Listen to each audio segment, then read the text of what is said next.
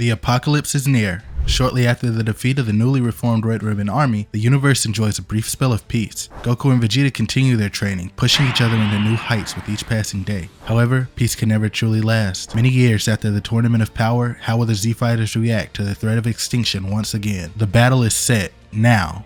The beginning of the end. What if the gods and mortals went to war? On a far-off world on the edge of the universe, two Saiyans are locked in fierce combat. Goku and Vegeta are fighting once again, shaking Beerus' planet as Beerus and Whis look on eating ice cream. Whis asks Beerus if he could really afford to sit around while those two Saiyans continue to get stronger. Beerus brushes him off. He's still far stronger than those punks. Although, Beerus looks back up at Goku and Vegeta as they brawl. Their progress in perfecting their respective forms was truly astonishing.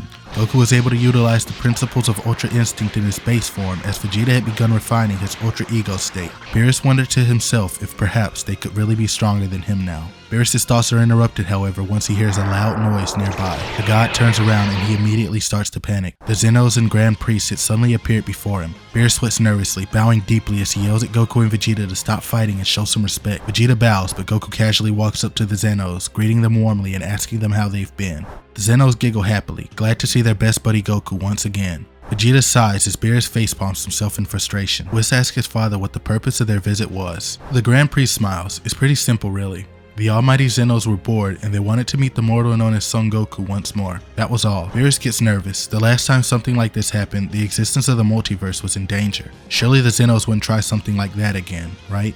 As if right on cue, the Zenos turn to Goku and tell him that they've been doing a lot of thinking. Would he like to be in another tournament? Goku thinks this is a great idea. He'd love to fight Jiren and the other strong fighters again. Beerus' eyes widen, shooting a nasty look over to Goku. He gulps, realizing that what he was saying could risk endangering the universe again. Stammering, Goku asks the Zenos that if they do want to start another tournament, they really shouldn't eliminate whole universes again. The Zenos smile widely. No, they weren't thinking of doing that. They don't feel like getting rid of universes anymore. Goku sighs in relief, turning to face Beerus and giving him a thumbs up. Vegeta's about to call him an idiot, but it's Beerus who yells at Goku first. He ought to erase him right there and then for being so tactless. As Beerus continues to berate him, the Zenos ask Goku if he's gotten stronger as he nods. He's gotten loads stronger than before. The Zenos gasp in delight, looking back and forth between Goku and Beerus. Then they ask Goku if he thinks he could beat Beerus. Goku says yes, at the same time as Beerus says of course not. This enrages Beerus even further, his aura flaring up as he tells the Saiyan not to get cocky. As the two bicker over who's stronger, the Zenos giggle seeing them squabble like that. They wonder aloud that they'd like to see them fight sometime. The comment grabs the immediate attention of Vegeta and Beerus as Whis chuckles. Why yes, that would be quite a sight indeed. Eventually, after playing with Goku, the Zenos say goodbye to everyone. They have an idea now that they want to work on for a bit. As the Grand Priest teleports the Zenos away, Beerus and Vegeta gulp nervously. They have a bad feeling in their guts that something awful was about to happen. After finishing their training, Goku and Vegeta return home to Earth. After dropping them off, Whis tells them to continue reflecting on his advice. Goku invites him and Lord Beerus to a party that's coming up soon, because he hears there will be a lot of great food there. However, instead of responding with an enthusiastic yes, Whis merely chuckles. He says that he'll have to see if he can make it before disappearing. The Saiyans were unnerved by that statement. It wasn't like Whis to decline free food like that. After spending a few weeks with their families and enjoying a much needed break, Goku and Vegeta are ready to train again. However, when they try to contact Whis with Bulma's communicator, there's no response. Vegeta and Bulma are concerned. This has never happened before. They even tried offering sweet desserts, but that didn't work either. Goku tells them not to worry, thinking that they should use this time to train a bit here and relax with their families. Yet, Vegeta still feels uneasy. The Zenos visit, the talk about another tournament, Whis and Beerus disappearing. This couldn't all be a coincidence. Several days later, Goku and his friends were all gathered together at Mr. Satan's estate to celebrate something special. It was Gohan and Videl's wedding anniversary. Everyone was excited for the party and congratulated the married couple for their close bond. Goku was hoping to see Beerus and Whis at the party, but they hadn't shown up yet. Gohan and Videl were on the mic, reminiscing about the day they first met. Everyone laughed as they heard about how blackmail was the reason why they talked in the first place. As Videl laughed along with the guests, Gohan looked over to his wife with an immense smile on his face. He loved this woman so much. He pulled out a box, opened it, and revealed a ring inside. Gohan announced that he wanted to renew his vows with his wife, to affirm their love to each other once more. Videl cried tears of joy, eager to do it. The whole crowd roars in applause, but as loving cheers fill the area, the sudden sound of a blip cuts through the air like a knife. At first, Goku thought it was Whis and Beerus teleporting into the party. Instead, it was the Grand Priest. Many of the guests were confused, whispering about who this mysterious guest was, but for Goku, Vegeta, and the rest of the members of Universe 7's old team, they recognized him all too well. And with all the talk about strong otherworldly fighters, I think it's time we take a look at the sponsor of today's video, Raid Shadow Legends. Raid's an awesome mobile game that anyone can enjoy, and if you're looking for strong fighters, then look no further. further. Raid's got over 600 of them, called champions, each with their own faction and lore in the mysterious world of Teleria. Among the many factions, my favorite's definitely the elves, specifically high elves.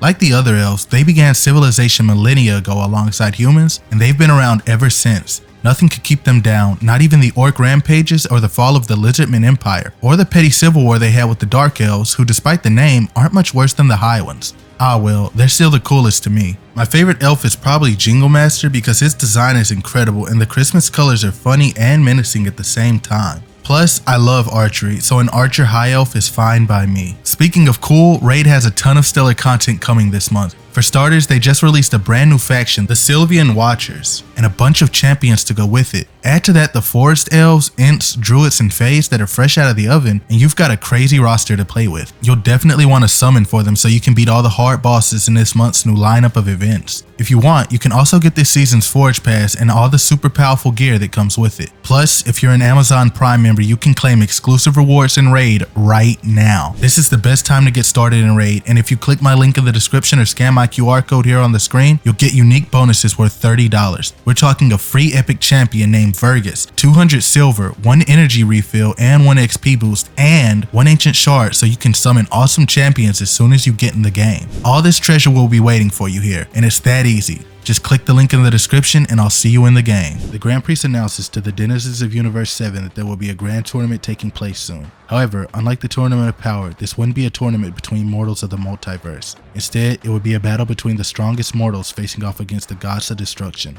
The rules were simple. There would be 12 matches between 2 teams. 12 gods of destruction versus 12 of the strongest mortals in the multiverse. Unlike the last tournament, it wouldn't be a battle royale. It would be a series of one-on-one matches instead. There would be no ring outs allowed this time. A match could only conclude if a fighter gave up or was unable to continue. The side that won 6 matches first would win the event. If the gods win, then the mortals of the multiverse would be erased and new mortals would be created in their place. If the mortals win, the gods of destruction and the Kais would be erased as the mortal champions replace them, gaining their positions in the process. The almighty Xenos believed this would be a great incentive for both sides to fight as hard as they could. Furthermore, the Grand Priest declared that everyone and anyone is invited to spectate the tournament. They don't have to worry about the seating arrangements since there's more than enough room for everyone. However, the strongest mortals will be gathered by the angels of their respective universes before the tournament. The chosen mortals will be branded with an insignia that'll indicate them as champions. The tournament will commence in 24 hours. With that, the Grand Priest wishes everyone good luck as he disappears in a bright flash of light. At the same time, insignias of the Grand Priest symbol appear on Goku, Vegeta, Gohan, and Piccolo. Chaos erupts at the party. Naturally, everyone's worried about this sudden announcement. Hercule tries his best to calm down the guests as Pan asks her papa if they'll be alright. Vegeta yells at Goku, blaming him for causing all of this, but Goku retorts that this exact same thing happened last time with the Tournament of Power. The Xenos would have done something like this regardless, and at least now they had a fighting chance. Vegeta sighs as he tells everyone at the anniversary party to get their affairs in order. He and Kakarot were going to train. Piccolo looks over to Gohan as the young man holds his family tight. This is what he was preparing for.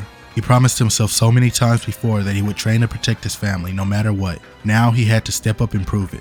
Gohan nods at Piccolo, who grins in anticipation. The pair walk up to Goku and Vegeta, declaring that they would train alongside them. Goku smiles widely. He was hoping that they would say that. Goku heads over to Chi-Chi and Goten, promising them that they'll be back after they're done beating the gods. Likewise, Vegeta approaches Bulma, Trunks, and his youngest daughter Bra. She was finally old enough to walk. Vegeta swears on his Saiyan pride he will win this tournament, no matter what. Finally, Gohan wakes up to his family. He holds Videl and Pan closely, letting them know that no matter what, he won't allow anyone to tear them apart. They were going to win, and he will keep their family safe. Videl hugs him tightly, saying softly that he better keep that promise. Pan drags Piccolo into the hug, demanding that they both promise her that they'll win. A pinky promise, so they cannot break it. Piccolo and Gohan smile, holding out their pinkies and swearing to uphold their promise. Everyone says goodbye to their families and friends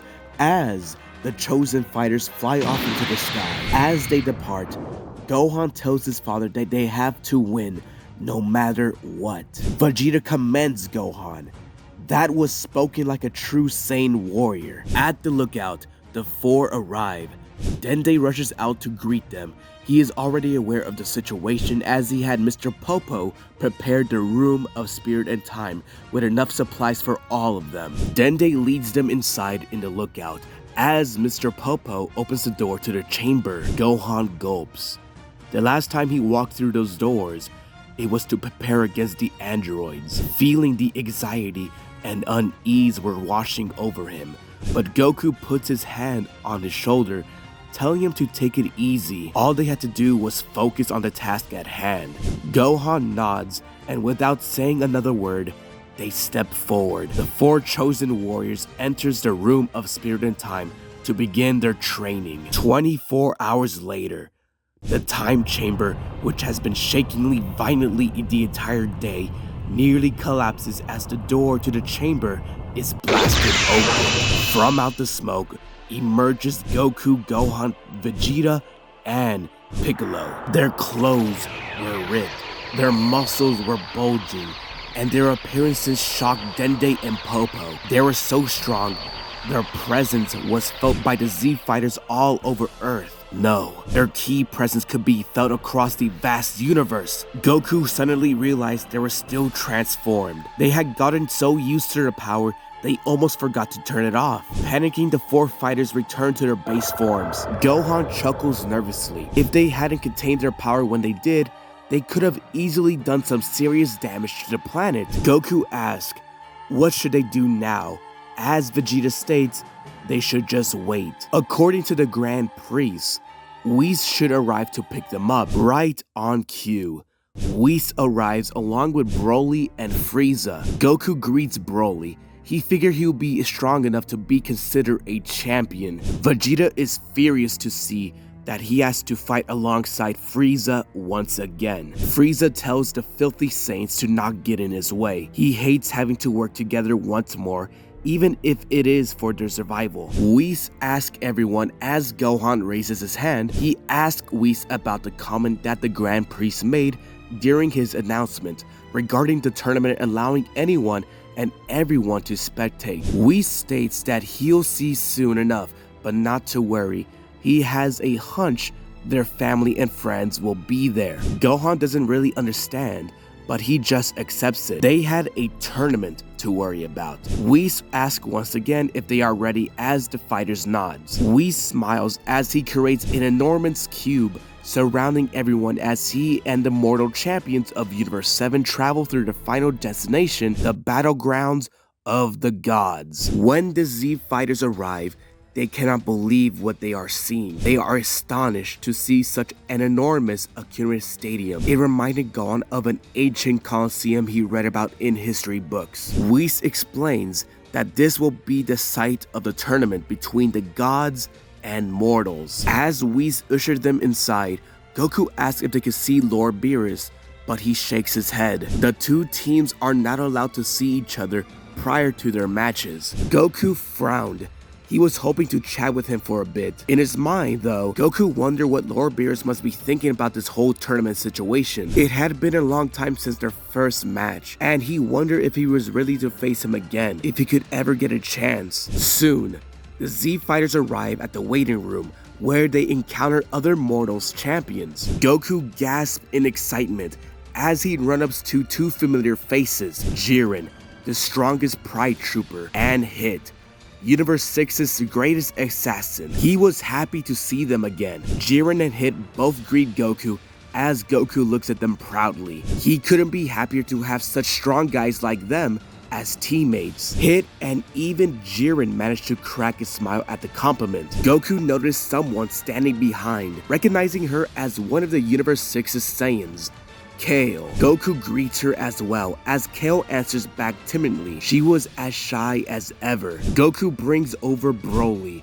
introducing him to Kale and mentioning to her that he thinks they get along fine. He believes they have the same berserker power and they might learn something from talking to each other. Goku leaves them alone as he runs back to Hit and Jiren. Broly and Kale stands around awkwardly, not knowing what to say, but Broly is the one to speak first, asking her if she has the same problems with her powers too. She nods and the two slowly starts a conversation. Another Pride Trooper, Toppo, approaches Vegeta and greets him with a boisterous voice. Vegeta smiles, stating that he can tell that Toppo has grown a lot stronger. Toppo chuckles. He's glad that he can tell. Yes, he's trained diligently ever since the last tournament, and he's grown into an even stronger servant of justice than before. He poses dramatically, but as he does, he noticed a cuff on one of Vegeta's ears. Toppo is shocked, demanding to know if Vegeta has become a God of Destruction candidate as well. Vegeta merely chuckles. Wouldn't he like to know? All around them, the Z Fighter starts to recognize the other champions as the warriors they once fought in the Tournament of Power. They spot Ribrianne, the leader of the Kamikaze Fireballs from Universe 2. They also, to their surprise, see Anaraza, the monstrous android from Universe 3. Gohan, Piccolo, and several other champions look onto with curiosity. If they can remember correctly, Anaraza was a fusion between multiple fighters from Universe 3. Were fusions allowed to participate in this tournament? The Anaraza they remembered was also a giant, but this one was a lot smaller. He also looked slicker, with an air of confidence to him. What was he hiding? There was no more time to think about it.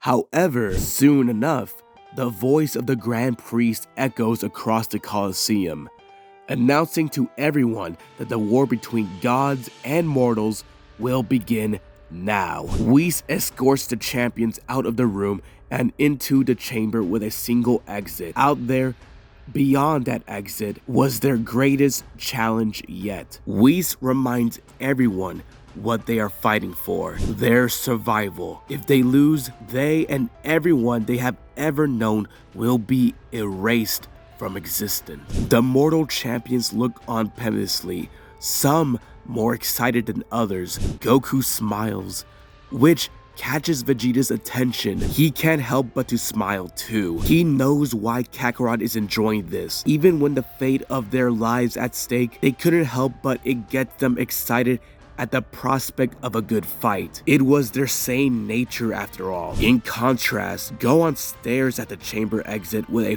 fierce determination in his eyes. He wasn't there to enjoy any fighting. He was there to win, no matter the cause. Whis looks at the warriors, extending his hand out to them. It was time. With determination blazing in their hearts, the chosen warriors walk through the exit. A bright light shines onto them as they enter the Colosseum's arena. The champions see the stands filled up with countless spectators. It seems as if the stands went on for miles. They couldn't comprehend just how massive this stadium truly was. On one half of the stadium resides the various Kais of the multiverse. Goku recognized a few of them, such as King Kai, Shin, Kibito, and Goasu. On the other half of the stadium were mortals, people which the various champions could recognize. Goku, Gohan, and Vegeta were shocked to see their families in the stands. While Ribrianne and Toppo were glad to see their teams, the Kamikaze Fireballs and the Pride Troopers. Kale immediately spots Caulifla, who's sitting next to Kaba and her game members. Hit scans the seats, remarking that he recognizes many of his clients in the stands. Not only that, he sees many former fighters from the Tournament of Power. Goku looks over and sees that Hit was right. He saw Bergamo and the trio of Danger, the respective trickster fighters of Universe 4, and many others. Goku even saw people he haven't seen in years, such as Upa, Bora, Ader, Suno, Hercules, and Boo. The Grand Priest wasn't kidding. Every mortal in the multiverse that wanted to see the tournament was here. Towards the end of the Colosseum was a single booth where the Zenos sat. Looking on cheerfully in the center of the Colosseum stood the Grand Priest, who ascends slowly before speaking. Several enormous screams appear throughout the Colosseum as the Grand Priest announced that the battlegrounds of the gods was set. On this day, the fates of the mortals and the gods would be determined. One will thrive while the other will die. The first match of the war between gods and mortals will now begin. The first match of the tournament shall be between two kindred spirits, two souls who strive to be agents of justice. Belmoth, the god of destruction of Universe 11, and Jiren, the strongest Pride Trooper of Universe 11. Let the tournament begin!